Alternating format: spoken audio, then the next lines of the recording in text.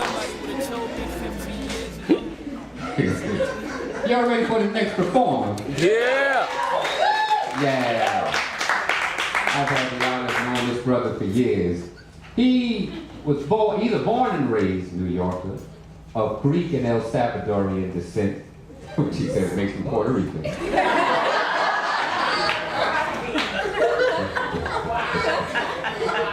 He is one of the founding members of one of the best poetry collectors on the planet, the all-Latino poetry collective of El Grito de Poetas, which they celebrated their 7th anniversary. Also, this brother can run. Literally. He's a 2-time New York City marathoner, and he runs in benefit of the Harlem United AIDS Services Center that is not only a leader in HIV and AIDS supportive services, but also instrumental in helping Rob work on a miracle in his own life and struggle against a crisp meth addiction. He's a brother in conversation as well as in poetry. He holds nothing back, because what he is who he gives to you, and he's about to do that right here, right now. So what I need you to do is to start picking up the energy, and you love to do the mind, Smply love. Keep focusing on the gift right here.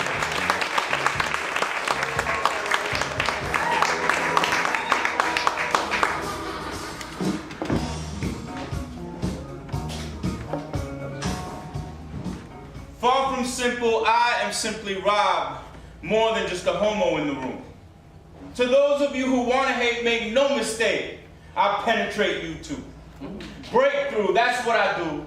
Because a story seldom heard doesn't make it any less true, so I dance.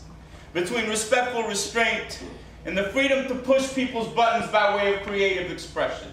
I maneuver through the onslaughts, make it to your soft spot to provoke thoughts. Like or dislike the shit that I write, I shed light. Smash the stereotypes. Despite your perception of what's wrong or right, I scream for the gay youth who have made the choice to end their lives, suffering in silence because they can't find the words.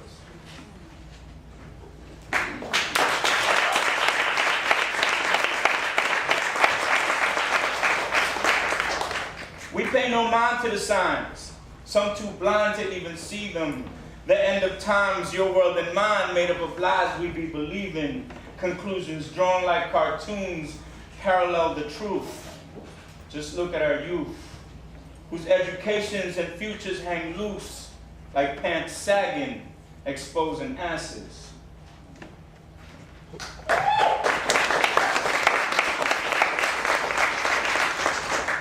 I knew this cat named Seeker who was in search of something deeper. He handled his, he wasn't a sleeper. I've met mad heads in my lifetime, and Seeker was a keeper. I had his back, he had mine. We were always side by side. And I remember when I knew him, he was living 2 lives. In one, he was a rainbow that stretched across the sky, made up of sunlight through the raindrops, shining the colors of his pride.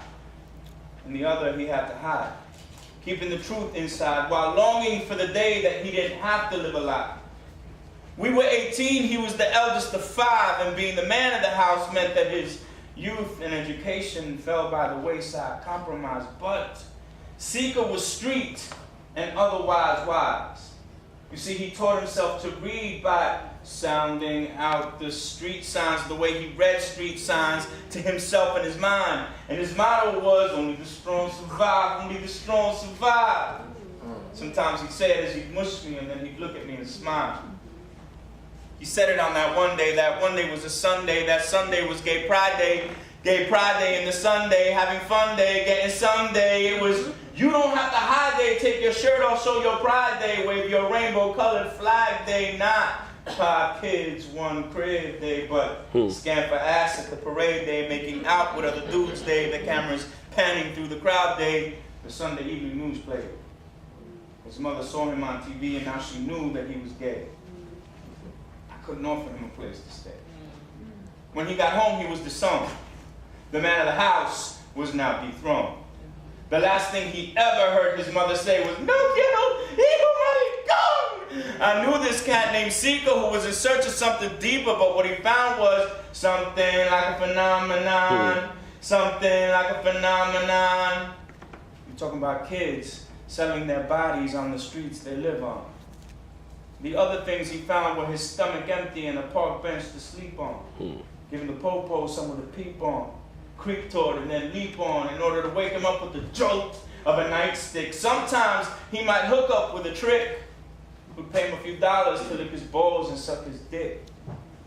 One night he scored an overnighter with a stranger, and the thought of a warm shower and a soft bed to sleep on made him blind to the signs of impending danger, so he agreed willingly for a $100 fee.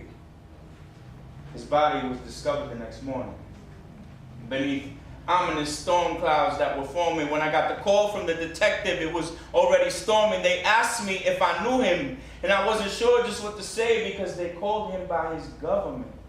And I never heard him referred to that way. I said I couldn't help him. I didn't know that name, but he gave me a number to call anyway. And as soon as I hung up, I threw that shit away and started to get ready because I had plans with my man Sika later that same day. When I left the crib, I saw a rainbow in the sky.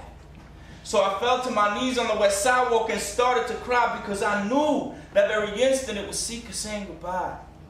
Only the strong survive, only the strong survive. But one of them had died. I guess he no longer seeks today. He doesn't have to live a lie, a lie, a lie.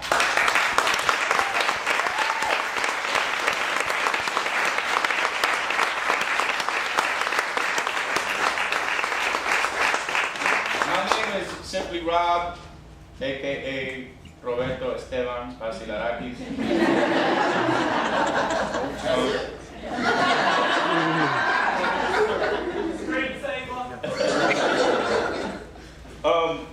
Most of my social service history, my work in the trenches has been youth work. And you know, I've been a public speaker and a spoken word artist for many years. But I had my own struggle with crystal meth addiction, and my demise was very public. Like I was trying to keep up a front until I was no longer able to do that. And so when I fell apart, like I fell apart completely. I ended up an HIV positive, strung out, IV crystal meth addict on the street with the clothes on my back, and I had to throw my hands up in despair. And I checked into a 6 to 9 month drug treatment program in Harlem, where I lived, and tried to work on my recovery, but I did not feel safe within that agency or within that structure to talk about my issues, as, you know, to talk about gay, to talk about HIV, to talk about, you know, drug-driven sex, to talk about all these things with people that I was going back and sleeping with in, you know, the rooms. Like now, like that's very intimate information. Like, how am I supposed to sleep with, you know, both eyes closed? You know what I'm saying? Like, I'm giving you too much. So somebody put me on to Harlem United El Faro, which was one of the day programs that they have in Harlem, and I went seeking services, and it was like night and day for me because there was life there was colors, there was Latin music playing in the speakers, and there were people there that were struggling with substance abuse issues, some ready to make a change and some not so much, like you have in the real world. But I was able to process those things in a safe place and then leave, and then come back the next day when I was ready to process some more. So since I did an intake there, I have since started working there. Like I've worked a program of recovery. I've reclaimed my life. Harlem United was really instrumental in helping me.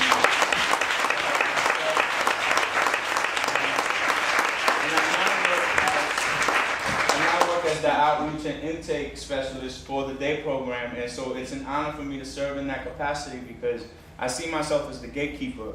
I feel like part of what I do is go to different organizations, drug treatment organizations, medical clinics, CBOs, and talk to people about the services we offer, bring them the information, and if anyone is interested in making a change, then I get to bring them back and process their intake. So it's a very special role for me to be able to take on, although it's a far cry from youth services. I think there's a tendency to think when we think about youth, we think about our future. right? And so one of the things that I have to wrap my brain around as a service provider now is that for some people, this is kind of where it's at. Like when you're dealing with somebody who's in and out of prison, in and out of drug treatment services, at 60, 65, like, you know, really the fight is in just helping them stabilize as much as possible and try and focus on health. So, you know, I guess that's kind of the piece that I'm trying to tackle now. Helena, do I have time for one more piece? Yes, baby. Okay. But Nathan's hosting a show. Oh, Nathan, do I have time? No, because you had asked me. Yeah, baby.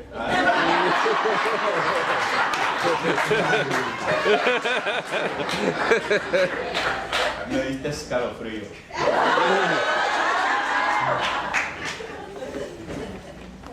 This is a reflection of some of the people that I work with. Around midnight, on the Simpson Street subway platform, a mother of 3 awaits the downtown number 2 because her body is one worth just a little bit more on the stroll in Harlem than it is at Hunts Point. Hard knocks and years of smoking crack have jacked up her teeth and ravaged her face, but she still has her shape. Working the streets has taken the place of sliding down poles and private dance shows back in the day. Back when she wouldn't take shit if a motherfucker got slick. Boo, I'm a dancer, I ain't sucking your dick. Now she gets $25 for bringing to your drain, baby. If she only scores 1, at least she has her next hit. Around midnight. Around midnight, a drunk Salvadoran occupies his designated area of a cement basement floor. The one he shares with 7 other undocumented migrant workers on cold nights even more. His attention tennis balls between trying to make the ceiling stop spinning and a water-damaged picture of his family, wondering whether los centavos que se gana are worth the sacrifices made or if the benefits weigh heavier than his heart.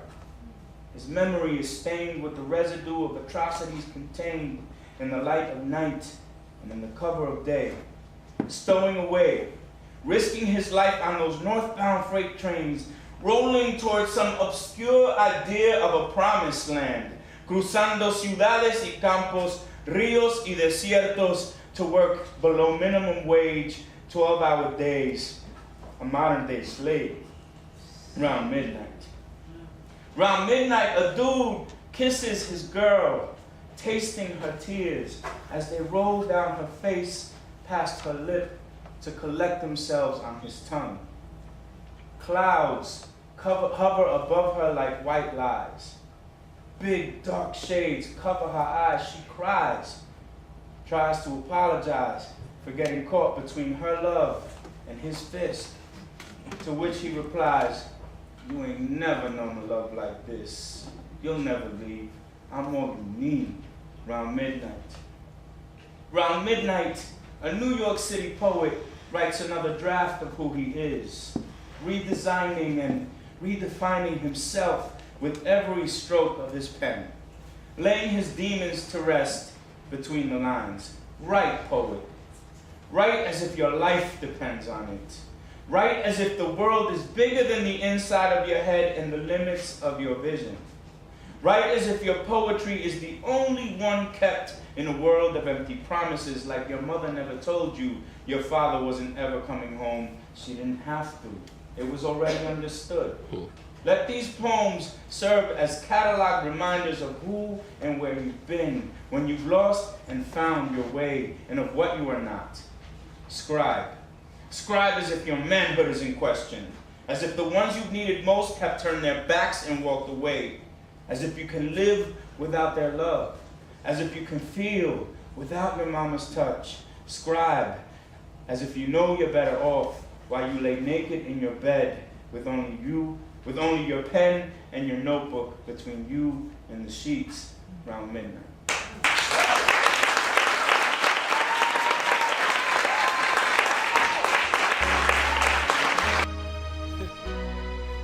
Somebody would have told me 15 years ago